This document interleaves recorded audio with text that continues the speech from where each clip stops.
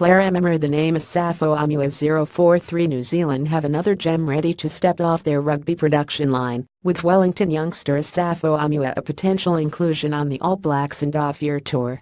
043121 that's the hot-stepping, spin-moving, hat-trick scoring hooker regarded as New Zealand's next big thing, and Asafo Aumua is certainly living up to expectations in this year's Mid-10 Cup.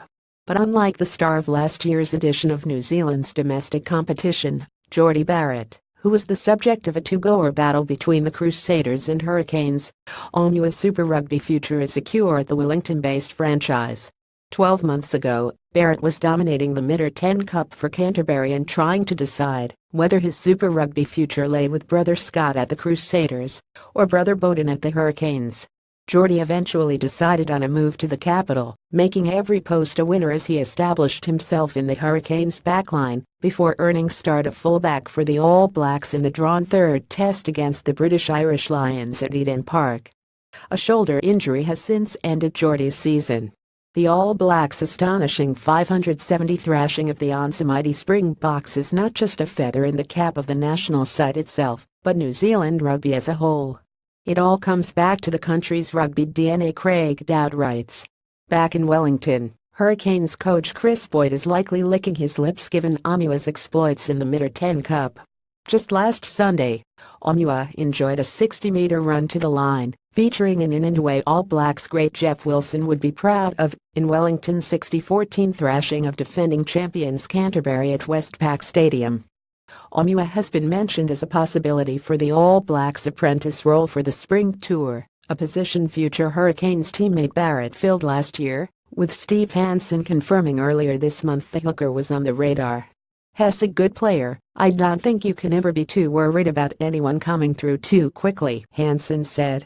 Asafo Aumua in action against France at the 2017 Junior World Championship World Rugby via Getty Images is playing very well, especially around the park. But it's his core roles you really want to see him do well in, and he's doing okay in those too. He's got a big future, we'll see how he goes. It might be better for him to just have a good off-season. We'll make a decision about all of that nearer the time. Aumua is enjoying his second Mid-10 Cup season with Wellington, having finished last year as the club's leading try-scorer 6, which included a hat-trick against Northland. But it was another three-tree effort, this time in the Junior World Championship final in Georgia in June, that announced Aumua to a global audience as the Baby Blacks hammered England 64-17. Despite that performance, Aumua was overlooked as one of 5 nominees for the Player of the Tournament award, with teammates Will Jordan and Tyan Falcon, South African Juarno Augustus and Englishmen Zach Mercer and Gabriel Abitoid all vying for the honor, to be announced later this year. That omission is unlikely to have perturbed Aumua, though inclusion on the All Blacks tour to Europe would certainly more than make up for it.